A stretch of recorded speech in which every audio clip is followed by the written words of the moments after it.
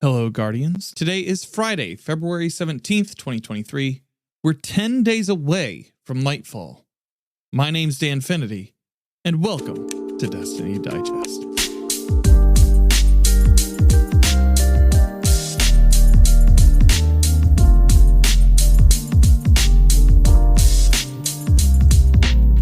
We have another banger week in the world of Destiny 2 and a conversation with DFlawless in the cards for you, dear listener. But before we start breaking that down, I just wanted to thank you for listening and for sharing the show. Because of you, we have hit over 500 subscribers in just 6 months. That's incredible. Remember to rate and review on your podcast platform of choice. If this show helps you, odds are that it'll help other Guardians out there too. And rating and reviewing are huge for discoverability of the show. Not only that, but it also helps us to show up on charts and stuff all around the world. Like just last week, we were number 68 in Finland on the Apple Podcast charts. And that's like crazy. Now into the news. This week, we received 3 major missives from Bungie. Lightfall in the Year Ahead by Joe Blackburn, Enhancing Weapon Crafting by the dev team, and finally, the As Light Falls Vidoc, released on Thursday. This week's TWAB did an excellent job of summarizing those up, so I will be using the bullet points from that article here, as well as adding some personal anecdotes. Something I've been thinking about over the past few weeks has been the massive amounts of information we've been getting from the communications teams. They have been on it, and the extra articles each week, what Bana affectionately called the TWAs, have been welcomed and meaty in the lead up to Nightfall. Now, with all that said, I know that this can't last forever. Not every week we'll have a bombshell article after the DLC launches, and it behooves me to say this because this may be the best stretch of communication from Bungie and the Destiny 2 teams that I've ever covered in all my years making shows for the community. I just want us all to remember this time. This has really been the first week where I've believed what I've said to players returning from dropping off in past months or just coming in. Enjoy what you can now. It's about to be a totally different game in a couple weeks. This week started with a 5,300-word blog post from game director Joe Blackburn in the article Lightfall in the Year Ahead. Before getting into this article, I went back and read the past Luke Smith State of the Games to get a feel for what we might see. In the comparison, I feel like there is a formula that is fairly set for these style of communications from Bungie, and at times they have a bit of boardroom speak tangled in, such as the nature of that beast, but we got several really excellent pieces of information out of it. When talking about seasons, they have big goals for Season 20 and future seasons leading up to the final shape, sub-goals underneath all of those to expand players' imaginations, with currency and engram changes, continuing to cast a wide net when it comes to themes within Destiny 2, and new weapon crafting enhancements. We also got the names of 2 of the seasons coming up, Season of the Defiance in Season 20, and Season 21 being Season of the Deep. Another goal has been to bring challenge back to Destiny, with baseline challenge in most content being brought up, increasing ability recharge times, reducing damage resistance granted by resilience, we've known that one for a while, and reining in unintentional power creep. Bungie wants to enrich our content with upcoming Crucible updates, new Crucible lab modes like Checkmate Control, which is a mode that will reward players who use their smarts and their skills. Weapon damage, ability uptime, and even ammo are all adjusted in this new mode. We have the return of Countdown in Season 20 with a new mode variant. Over the next year, we will also have 3 maps added into the Crucible rotation. 2 of them, returning maps, Meltdown will come in Season of the Deep, and Citadel will return in the last season before the final shape. In Season 22, we will receive a brand new map that takes place in the Vex network. He also noted that they are currently looking at rewards and matchmaking structures for Trials of Osiris, and that Bungie would like to push more updates to that mode this year in order to more consistently keep the population at healthier levels. When it comes to PvE updates, we will have Season 16's PsyOps Battlegrounds, as well as Season 19's Heist Battlegrounds, added into the Vanguard Ops playlist. The teams will be refreshing Lake of Shadows and the Arms Dealer Strikes. For the first time ever, we're seeing a Heist Battleground added into the Nightfall rotation for Season 21, Season of Defiance. In Season 22, we will see an exotic mission rotator that will go between the Presage, Vox Obscura, and Operation Seraph Shield, with the hopes of more classic missions being added to that list. He also notes that they are targeting changes to ritual content throughout the year. Something that to me is noticeably missing from this article is any conversation around Gambit and that playlist and how that fits into the ritual for our Guardians when it comes to Pinnacles.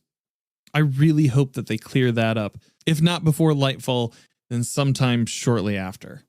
Another one of their main goals has been to connect our Guardians, with the Commendation and Guardian rank system coming with Lightfall, the text chat updates being planned as opt-out rather than opt-in, and the LFG system, aka Fireteam Finder, being pushed to later on in the year. Tuesday saw the arrival of the Abhorrent Imperative mission and the Season of the Seraph finale cutscene. You can check out the interview here in just a couple of minutes with DFlawless.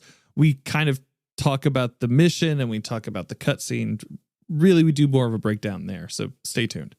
Tuesday also brought with it information about new changes and tuning coming to weapon crafting in Lightfall.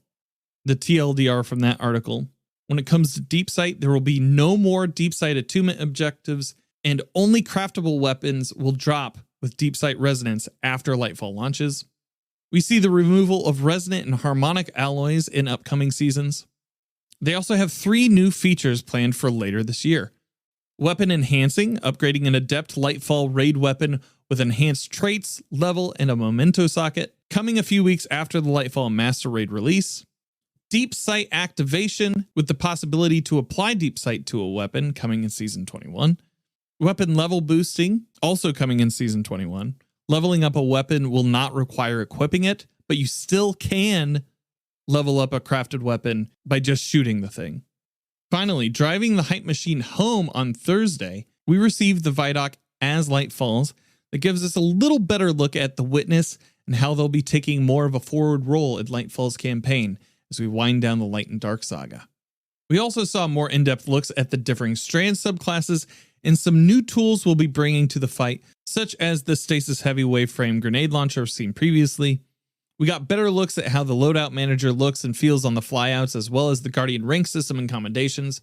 Also, judging by the UI for the commendations pre-launch, maybe we get activity summaries back? Maybe? Another little bit of a surprise, we possibly got a look at the new raid entrance overlooking the city of Neomuna.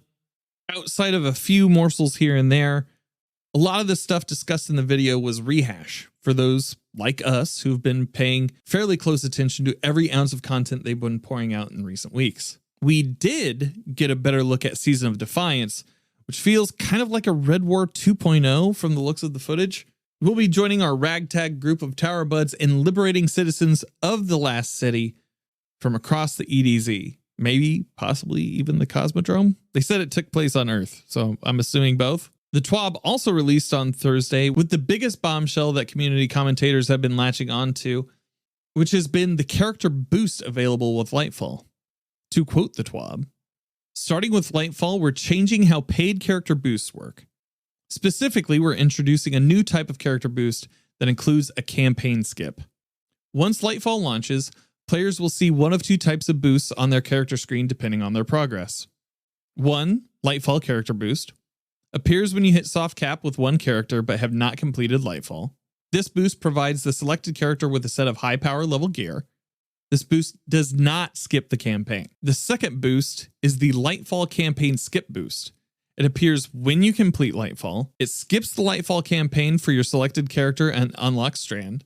This only includes a set of high power level gear if your main character has hit the soft cap. If you haven't reached the soft cap or completed the Lightfall campaign, neither character boost will be available.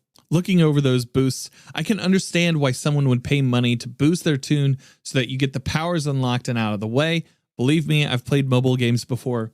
But I feel you're robbing yourself of the loot that drops, loot that increasingly becomes more valuable to a player as Bungie shifts away from ability spam and more into the shooter goals that reverting more closely to a 30th anniversary sandbox entails."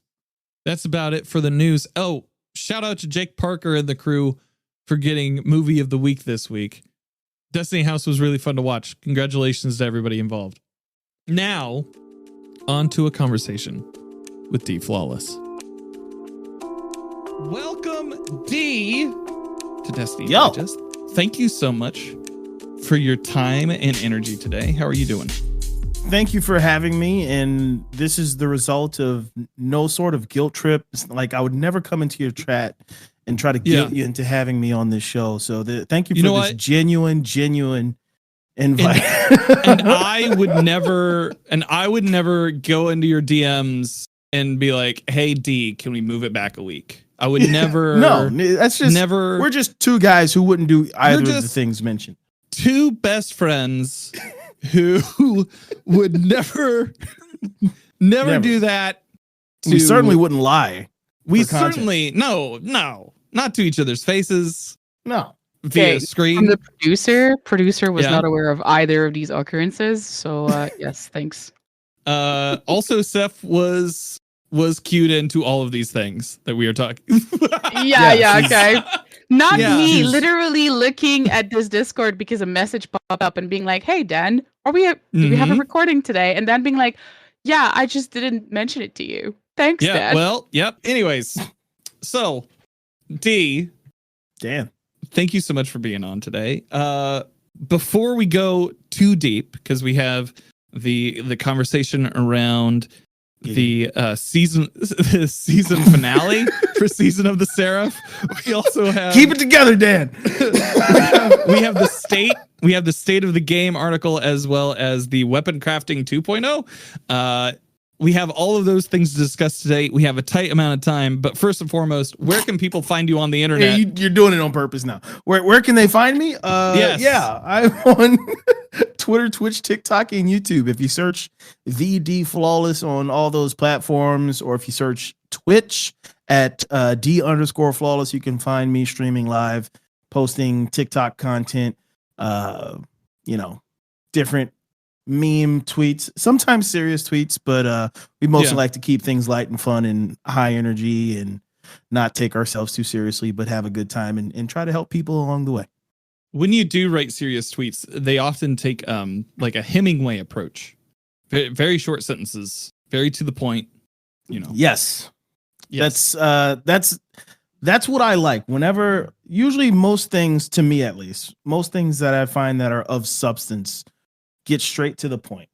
Yeah. Just get to it. Any of the extra fluff, Hence why you're huge on TikTok, man. You just get to it. You get to the content. You don't mess around. I try. There's no, "Hey, ladies and gentlemen, DFlawless here." In this video, I'm going to make you laugh. I've got 14 builds, but first, come out with suspenders. Who's ready to laugh? Waka waka waka. Well, first and foremost, we were kind of talking about this a little bit before we started the recording. Season of the Seraph had the season finale yesterday. If you completed the activities up to that point, you were taken into the helm, and you were introduced to the main thing. No foreplay. They just got straight to it. They just So, what did you think of the mission, and what did you think of the cutscene afterward? Spoilers, of course, for both of these things. If you haven't played it yet. Yes. I loved everything about yesterday. From the way they just drop you in, they don't let you tool around. They're just like, get straight to it. You drop in, you have this conversation, or you overhear this conversation between Anna Bray and Rasputin about their game plan and what needs to be done.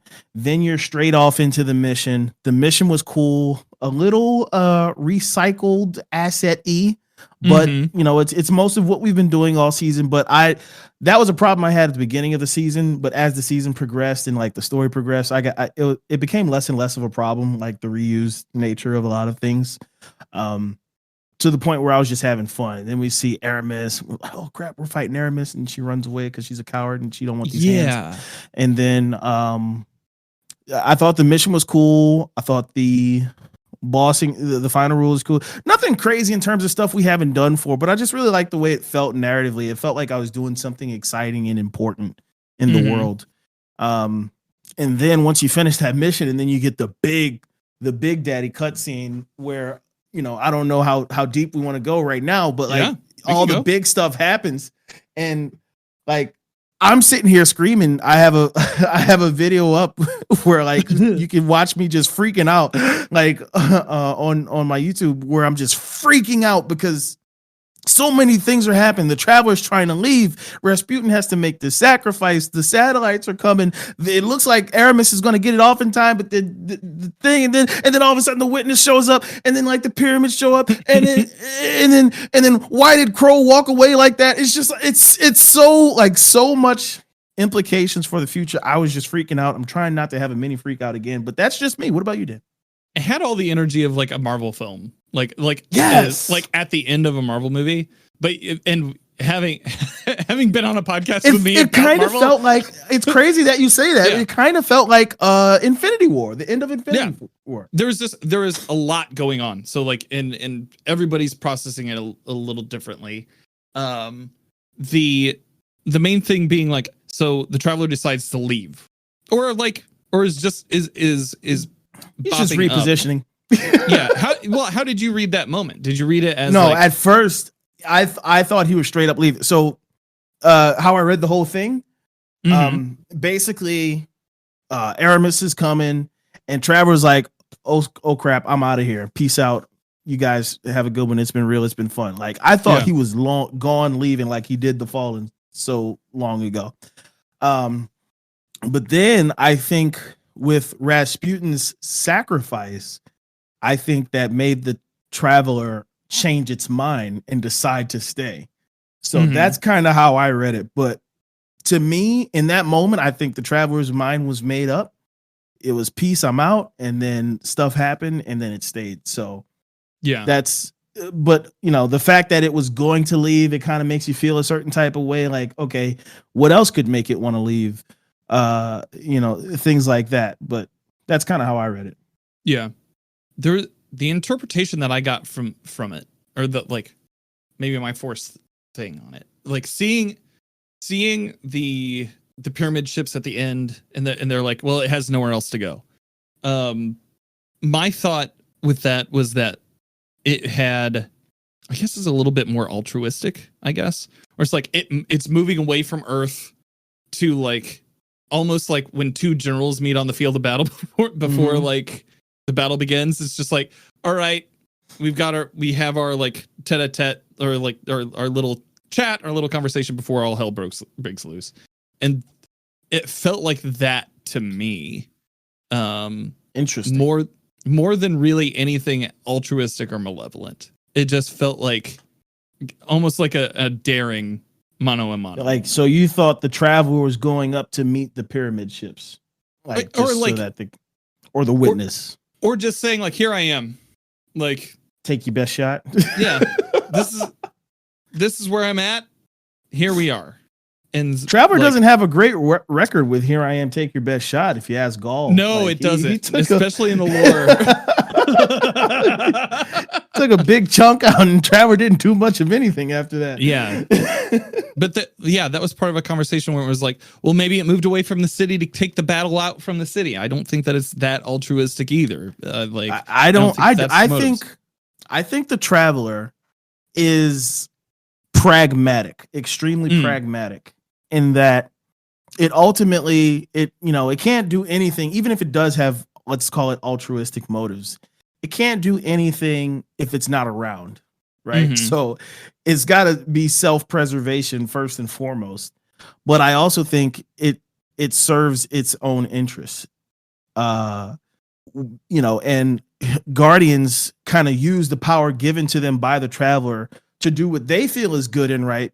But who's to say that's necessarily what the Traveler wants? Because if you think back into the lore of Destiny, we have the warlords and things like that. So it's not like the light has always been used for this great good. It's just what we as Guardians choose to use it for. So I don't think it's this great, holy, righteous entity. I think it has its own agenda. We don't quite know exactly what that is. It seems to be good, but at the end of the day, it's going to serve its own. And I I think we kind of saw that. Like it was, I truly believe it was peacing out. But Rasputin eliminating the threat, making the sacrifice, gave way for it to kind of, okay, I can stick around now. Mm-hmm. What did you think of that sacrifice? I liked it. I kind of wished there was another way, like a way that we can keep Rasputin. It kind of makes sense. I don't know if what came first, but you know, with the deletion of Warmind cells coming up in Lightfall, well, now we have a lore reason why. I don't know if they needed to make a lore reason why or if that was always the plan. But they kind of took away our biggest gun. So, and this is touted as the end of a saga. So I don't know. Have we really ever seen Rasputin do anything like just colossally, like extremely powerful?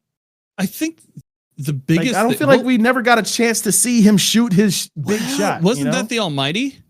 Was that Rasputin? Was that Rasputin? I thought Rasputin was the Almighty was okay. No, it was okay. Rasputin. Well, there you go. That's part of what I think kind of killed him, quote unquote. Well, not killed him, but hurt him so bad that Anna had to put him into an engram back in the day after at arrival time. So I from memory, that's what happened. Yeah. So okay. So we've seen him take a big shot. We know he's like super ultra mega powerful, but then again, so are we as Guardians. I don't know. I would have liked to see Rasputin stick around because he did kind of develop as a character that I wanted to kind of see how he continued forward. Maybe he gets out of just the frame and maybe he's walking around and maybe we can go on adventures with Rasputin. Or maybe even if they did it to where like it takes out his network, but he's still in the frame, you know, so it's kind of like he made the sacrifice, but he is still like alive and able to contribute in some way. But I don't know. They did what they did. We'll see how it plays out. Yeah. I know, like Seth, we were discussing a little bit beforehand about some of the turns of events. What were your thoughts? I'll say it nicely because I've said it not so nicely before. To me, that was an easy way out for Bungie to not have to deal with this kind of almighty type of character, not to use another word, but like this kind of like overpowered character that I think they may not really know what to do with anymore. And that they kind of, maybe he had a space in the very beginning of this story for Destiny 2. And now they've decided to maybe go into a different direction. And they were quote unquote stuck with Rasputin, not really knowing what to do with it. And instead of maybe going like Dee said, the way of like, okay, maybe he loses the network, maybe he loses some of those stuff, but he becomes, a regular EXO, or he becomes maybe a more powerful EXO, but still an EXO, or so on and so forth. Instead of doing that, they went with like I said, the nice way of saying this, an easy way out of like, we're just going to destroy him because we don't want to deal with the ramification of the Warsat still being around and then Rasputin still possibly being around and him popping back up. Now, could he pop back up later on? Maybe. Who knows? I don't know. But for me, this ending it didn't feel good. It didn't feel natural, and it didn't feel like a natural progression. Just like Cade was it kind of made sense within the story of Forsaken and everything that happened up to that point. Rasputin just felt super rush.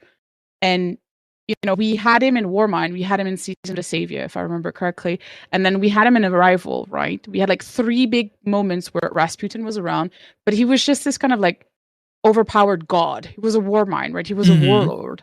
And then this season, he came back after 2 years of being gone, completely removed, and we had nothing, like we had no knowledge of what was happening.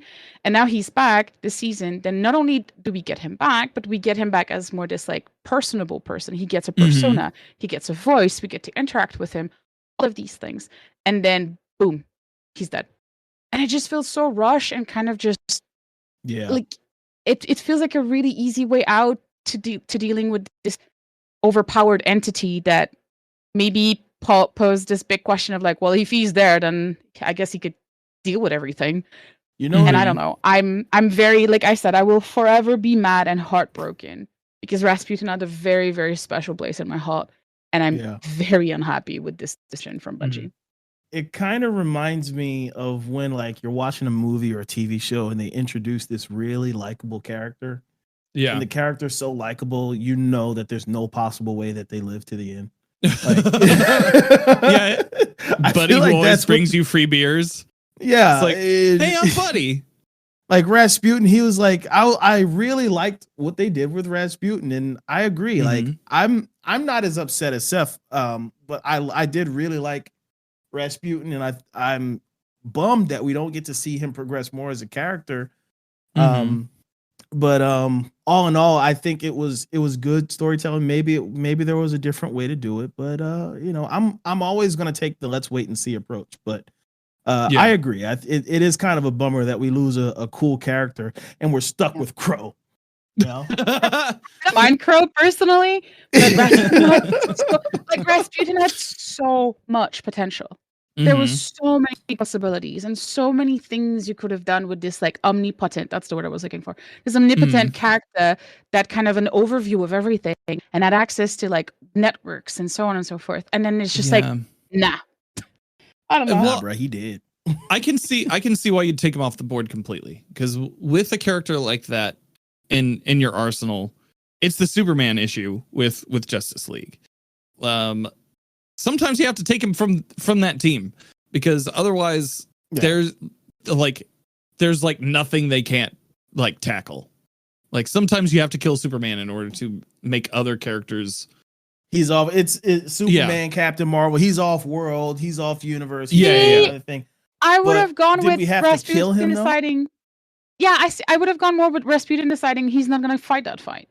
Well, he kind of did, but this seems like the more permanent solution for that. But yeah, exactly. But like, I don't know. I just feel like it's such a wasted thing, and it was so rushed, and it was just an easy way out of this kind of like pain situation that they didn't really quite know what to do with, and with such a beloved character. I don't know. I'm very unhappy. I would have loved, I just kind of thought of this. I would have loved if we would have went through everything exactly the way we did it. But like right at the end, Anna's crying. Elsie's comforting her. They walk out, the lights go out, and you see just like a little tiny little flicker like in the eyes or something like that. I don't know. Give us the hope, possibility, you know? The possibility of him maybe coming back. Yeah. I looked at this season less as like, we've had a lot of story surrounding Rasputin. We have had like a lot of development with him in the past. And this didn't feel like too much of an advancement of that story, other than he speaks in English now. And like, it felt more like a reflection on pacifism and how to use that to win a fight. Versus, you're just a Rasputin hater. Just. I don't hate Rasputin. I actually like. I've come to like him a lot more, just because like I saw him in a human form. But like he's an acto hater. No. That's humanoid. That's it's just one of those things where it's like, okay, like this felt more like a conversation about pacifism overarching, and the relationship more between the two Bray sisters, because you saw a lot of that conversation, a lot of that talk throughout all of this. So even in the like afterward, where Elsie's or where Anna's checking up on Elsie, it's like, hey, where are you going? Like, I'm going back to Europa. There's a lot of stuff that I got to do. Like, somebody's got to keep an eye on the old man. Like, it feels like while that chapter of the Bray story is over, the Bray story is continuing. I mean, even without Rasputin. The Rasputin is not just a Bray story. That makes sense. He was like, especially this season, to me at least, he was his own entity. He was his own person, right? Because Exos in Destiny are considered like not just robots, they're people, right? And to me, even though he came from an AI and he was probably one of the most robots, Exos or like whatever, in this particular season, we got to know him and we realized that this wasn't just an AI, wasn't just like a program. He started to have his own thoughts, his own feelings, his own ideas, and so on and so forth. And so we get this like little snippet of what Rasputin could be, and then it's gone. And then we have the sisters, and I'm looking forward to seeing what comes out of the Bray sisters, their own story and whatnot. Yeah, that's very interesting, and that's going to be really interesting, especially the little tidbit that we got from like Mara and Elsie, kind of when they were talking to each other. That was really interesting to me. So I'm hoping we kind of see a little bit more of Mara in that regard. Like this idea of like she was also a sister and she had her own griefs and her own stuff, whatever. So that was also really interesting. But it's still, we could still have the Bray sisters and Rasputin. You know what I mean? Like one doesn't have to be without the other, or one doesn't have to go so that the other can live, quote unquote, if that makes sense, right? I think he was standing in the way. Oh my God, you're just a Rasputin. He was in between the Bray sisters. How? There's nothing that like. Yeah. No, he was. What if we get like what if we get like in the future, it comes to find out Anna has like because this is probably one of the, first of all, there's no such thing as like a permanent death in the Destiny universe, right? In any universe. As long as we got ghosts flying around that can res anybody, you know what I mean? Yeah. But what if we come to find out Anna has like a flash drive with like a previous save state of Rasputin, but like it kind of like the whole Gamora situation in the Guardians, like he's not as developed as a character, but it's still him. Yeah, I don't know. I'm not broken up about it. I'm ever so slightly bummed about it, but also probably the reason I'm not so broken up about it is because it appears that this was the plan from the beginning. When you go back, I don't know if you plan on touching on this, like the imagery from Destiny 1 to that final shot of the Traveler hovering over Earth is identical. So like, it seems like this was the plan all along, in which case that's the story that they wanted to tell. You know what I mean? Yeah. I don't know if that was necessarily the story they always wanted to tell. I think this was just like one of those things where it's like, and here's where we can add like a nostalgia moment. Like, or you write a thing and then you fill it out later. Yeah. Something that's like, oh, and this will have more meaning if we tie it into this iconography. So you think it's more of a retcon, you think? I'm sure somewhere in the notes written like 5 years ago, there was a thing where it's like, and there's a scene where the Traveler goes up in the sky and it is exactly like the key art that we made. Like, we don't know what goes in there, but we'll leave that placeholder for now. Gotcha. I feel like it's a very good fan moment. I don't like, it has interesting connotations for what's going to be happening in Lightfall, especially with the pyramid ships seemingly heading our way. So they're coming, babe. Oh, they're coming. Somebody in my chat yesterday was like, well, are they going to Neomuna or are they coming to Earth? And I was like, the way that cinematically, the way that language works, they'd be coming to Earth, right? Yeah. Because he has nowhere left to run implies that they're right on top of him. Yeah.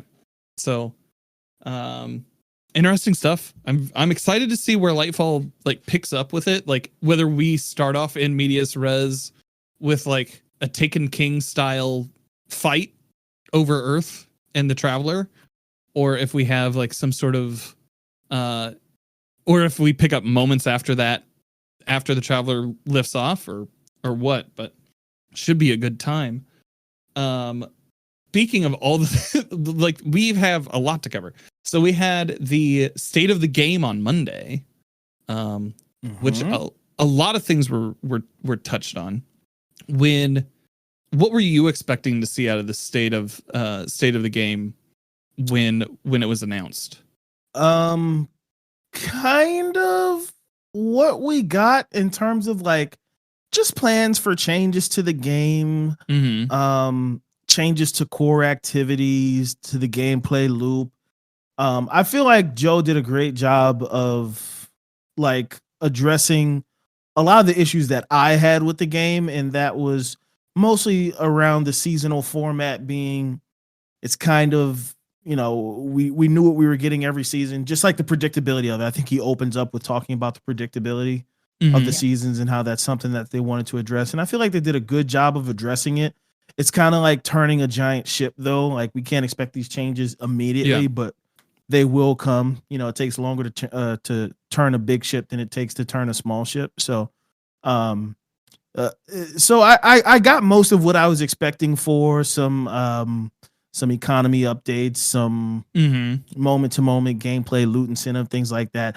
I was pleasantly surprised with the ability tuning, like the enemy difficulty, like tuning up the enemy difficulty and tuning down the abilities just a bit. We'll have to see how it plays out, if it actually feels good, but I think that's a good change so that it becomes more of a balance between gunplay and abilities, and also the enemies that we fight aren't just pushovers. Yeah. They're a speed bump in the road from point A to point B. Right.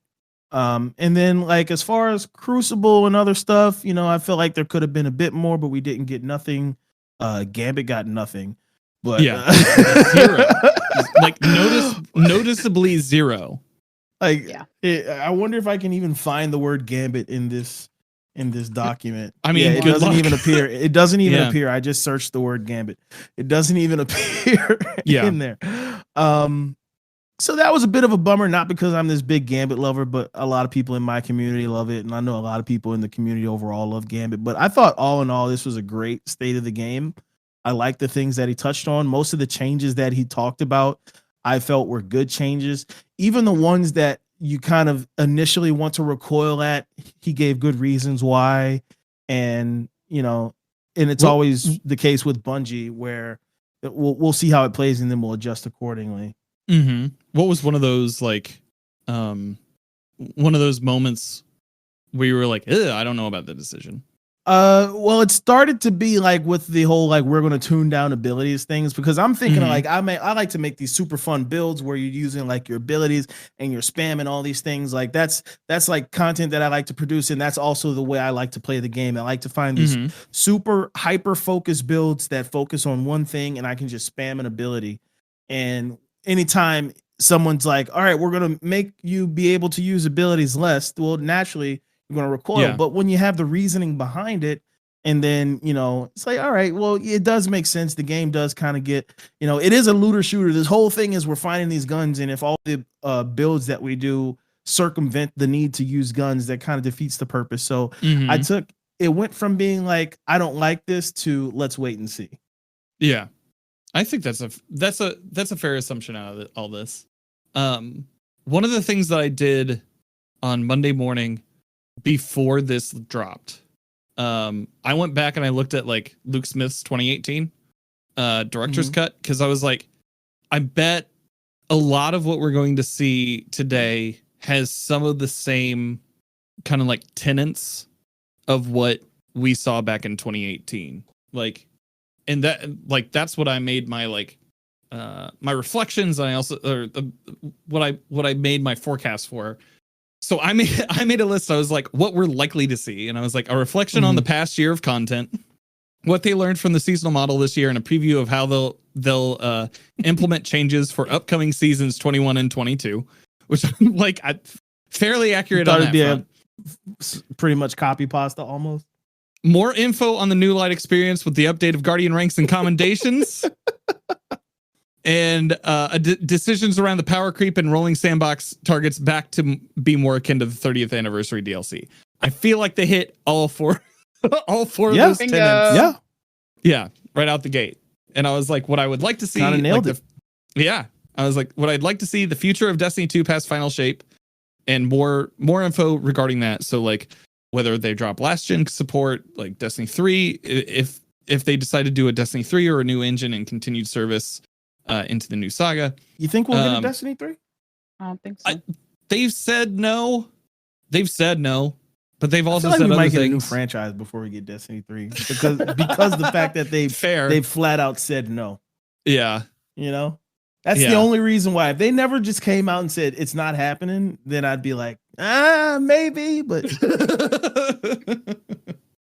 but yeah, difficulty options or nodes for content. I feel like we got some conversation about that. That was something that I wanted to see. That now. Well, I mean, we're kind of getting it, at least with the Vanguard ops, right? I said more maps and modes for PvP, which I guess like kind of. Yeah. kind of. Are these two new reprise maps? I read this as two brand new maps. There are two reprise maps and one brand new map. The brand new map, I believe, is coming in 21. and that's the one that has the that's the one that's going to be in the Vex network, like the splicer styled one. I also had on here updates on DCV lockouts and what's coming back, if anything, of previous DLC content. We kind of got we got a little bit of that with the exotic missions on Rotator. Yeah, that was a very pleasant surprise. I love that. I'm happy. Yes, yes. Give me back Whisper. Yeah, because those That's are the like only thing that could have made that better. Yeah, yeah, those are Whisper and such Zero core are. memories and missions to the game. At least for like an older player like me, and I was very excited to see that we're getting those things coming back. Gambit updates, we got 0 Gambit updates. Strike dedicated loot, not really. And then anything regarding quality of life for clans or groups in Destiny 2. Literally nothing. We got nothing on that front either. I was also very bummed, but like not angry at all, and like very understanding of LFG being pushed back to the end of the year, because that, if anything, is one of those things when it comes out, you want it to come out polished, right? You don't want a bad LFG experience and then them scrambling to make it usable. It feels like they have a lot, like when they set out for this year, they had a lot of things that they wanted to swing at, like and huge swings, huge system defining things that restructure the way that we play the game inherently. And maybe the LFG portion, because of how we've all been in an LFG, we've all been in good LFGs, we've all been in bad LFGs, we've all been in those types of experiences, and that experience can be either really good or really bad. And so even the thought that they're going to attempt to take on the LFG problem in Destiny 2, like, that's huge. But I'm glad that they're like, you know what? It's not ready for launch. We are going to pull it back and let it kind of marinate. Get it working in the best possible way we can initially, and then go from there. That makes perfect sense to me. Yeah. I was like, I'm kind of intrigued to see what Season of the Defiance is all about, what Season of the Deep is all about, as well as I was not expecting to get the name of two season names. Yeah. Like one I was kind of like, okay, to be expected to some degree. But then for them to just be like, okay, here's the other one after it too. I was like, okay, wow. That's new. They've never done that before. Yeah. Well, I feel like they've put this style of post out when there's going to be a tectonic shift in the game itself. Like, I think 2018 was the first time Luke Smith did it, right? And then like a year after that. And so we are seeing these big changes. I also think that there's a push from them to be more communicative, especially before the DLC, where they've been putting out all these blog posts every Wednesday, or today's Wednesday, and they haven't put one out yet. I'm scared that after we get done recording, they're going to put one out. But it's going to happen. It's going to happen. It's bound to happen. They could have Bungie Vidoc win. Vidoc, give it to us now. Isn't it tomorrow? Yeah, it's tomorrow morning. We're getting the Vidoc for the next for the next DLC, which I politely asked that they move it a day forward, and I've still not heard anything back. So I'll let you know if that changes. Overall, I thought it was good communication, because they communicated a lot. The things that aren't there were kind of glaring. Anything about Gambit not being there is kind of, that was kind of glaringly absent. Yeah. The no mention of Gambit. Yeah. I almost wonder if that remains as part of the core playlist experience. Or maybe we're getting our own Gambit article. Maybe. That's a possibility. Also that possibility. Yeah. I would love that. If there's anybody at Bungie right now listening, I know there's a lot of people who would love to hear anything about Gambit right now. So please But outside, we also got an article talking about weapon crafting, like basically weapon crafting 2.0. Have you had a chance to look over that yet? Oh yeah, been through that. A lot of good stuff in there. They've a lot of, like I said, man, most of these changes. Mm-hmm. I mean, they're looking good. Getting rid of a lot of the unnecessary grind, being able to enhance adept weapons, enhance random rolls. I mean, a lot of the issues, because I've been kind of, I don't want to say I was the first one saying this, but I know I've been saying it for a while. Like, as much as I love weapon crafting, there is a big problem in that it almost negates any excitement you'd feel from a random drop. Because even if you get the perfect roll of something, especially if you get the perfect roll of a craftable weapon, you're like, oh, this will be good. This is good until I can craft it. Or if you get, let's say you get two kind of guns in the same family archetype, right? And but one's craftable and one's not. You get the perfect roll of the uncraftable one. And you're like, oh yeah, this will be great, but I wish there's always that element. This is good, but right. So now there's like, this is great, and I can even make it enhanced. So I think this was perfect the way that they addressed it. So I was very happy with the changes to weapon craft. I don't think there was anything in there that I didn't like in the weapon crafting update. Yeah, I like the idea of simplifying all the currencies. This game has already had a currency issue, and then weapon crafting came around and added even kind of more to that. I'm looking forward to my inventory space on my Guardian not having nearly as many currencies next year. and the one thing I'm wondering about is that with all the umbral energies kind of going away because umbrals are going away. Yeah. Will it still be possible for us to focus armor like we are currently able to? And that's something that I'm not sure about. Well, it said we're getting seasonal engrams, so I would assume that I would assume that they would be in the same pool. Engrams. Can you focus it? Because like right now, for example, like one of my favorite things right now to do, just because I have the umbral energy and it's useful to me to a certain extent, is I'll go to the war table and I'll turn in the umbral firmer. And war table is one of the best things in my opinion at the moment, because not only do you get like pretty often, like pretty much, well, not all the time, but at a very high rate, really high distro or really high base stats with often very good distro, especially if you use the ghost mod. Right. So right now, this is something that I like to do, but like I'm wondering, oh, is this still going to be a thing that you somehow are able to do to kind of focus armor with high stats and hopefully good distro? You know, not sure that hasn't been touched on at all. So. We shall see. Yeah. Outside of that, like I felt like this article was like very solid through and through. It did like it is one of those wait and sees where it's like, we'll see how I interact with with this issue, because like you said, D, it's like whenever I get a red border, if it's not crafted yet, I don't even look at the roll.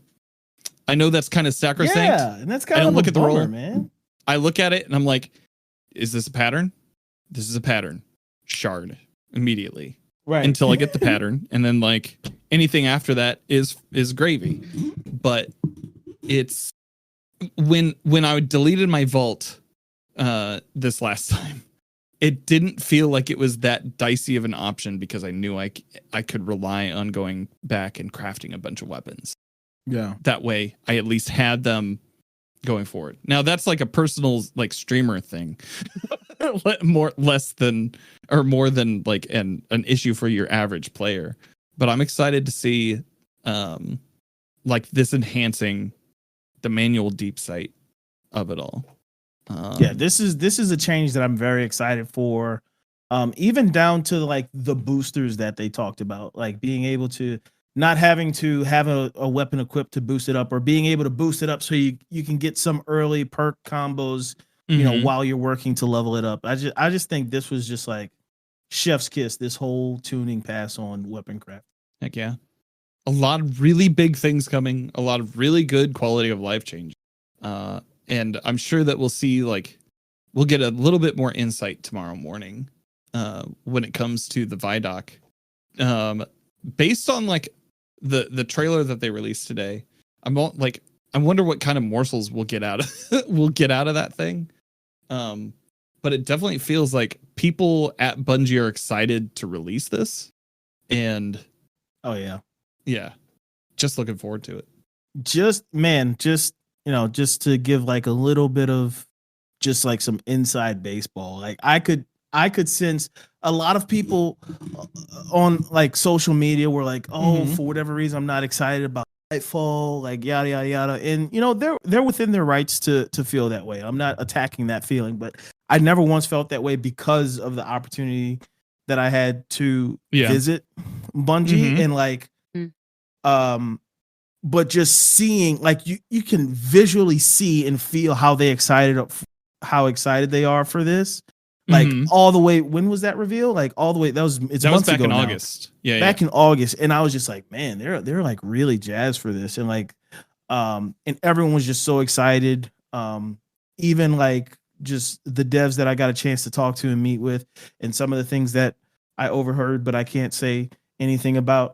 Like, it's just like, this is why I'm extremely excited for Lightfall. So like, wait, what'd you say? So this is why you're not so worried about Rasputin. You know things. yeah. I have a feeling Rasputin will be back. No, but it was more of just like the electricity in the room. Like, I'm sure that was my only one. It could be like that every release, but it's very different having felt that energy behind this, like just feeling how excited they were and just like, oh, I can't wait for this. Just hearing them talk like fans about the game, like, oh, I can't wait for this and that. It was really cool. So I'm super excited, man. Yeah, dude. I like we did the Hot Wings challenge thing, and I asked you about that experience. Mm-hmm. So have you posted that on YouTube yet? Yeah, the Hot Ones. Okay, it's on YouTube. Yeah. So if you get a chance, check out that DFlawless's Hot Ones experience on his YouTube page, because that was a lot of fun, and it was like insightful for that. Like in that moment where it's like, were you nervous at all? And you're like, ah. Yeah. But yeah, update on the wings. I've been eating, like, I haven't been eating like the super spicy ones, but I've been going to town on those sauces. Those sauces on are like good. the classic and everything. The classic's good all the way up to like it gets, up to the bomb basically. Like everything before the bomb is something that I like and will eat on. Just like a normal meal, depending. And I like that they have different. Not to make this a Hot Ones podcast.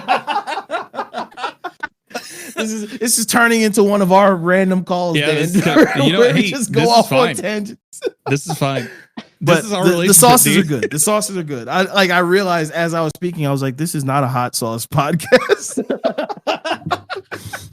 Bring it home, D. Bring it home. I made some really bad. I'm not bad. I made some really rad chili the other day, and if you were around, it was very good. It was very good. I still have bowls of it left that I need to eat. So, D, thank you so much for your time today. Thank you so much for your friendship. Thank you so much for telling us off mic everything that you signed that NDA for. And if you could please tell the people at home where they can find you on the internet. You're gonna get him in trouble, man. I know. I'm never gonna get invited back again. Nope, never. Done. Once again, my name's DFlawless, family friendly streamer, entertainer on Twitter, Twitch, TikTok, YouTube. On Twitch you can find me at D_flawless, and everywhere else you can find me at the DFlawless. Real fun, high energy stuff. We just like to laugh and clown and have a good time, talk about our favorite video game, which is Destiny, and then get off into various amounts and degrees of shenanigans. My name's Danfinity. You can find me on Twitter, Instagram, and the TikTok at Danfinity, where the eyes are else. You can also catch me 3 days a week on Twitch at twitch.tv/Danfinity, helping Guardians through pinnacle and endgame PvE activities. If you'd like to support the show, remember to rate and review on your podcast platform of choice. Anything you say helps us in the algorithm. This show is also listener supported, so if you'd like to give $3 a month to keep the lights on, head on over to coffee.com/Danfinity. That is ko-fi.com/Danfinity. All the links are in the notes for the episode. Thank you so much for listening, and I hope you find what you're grinding for.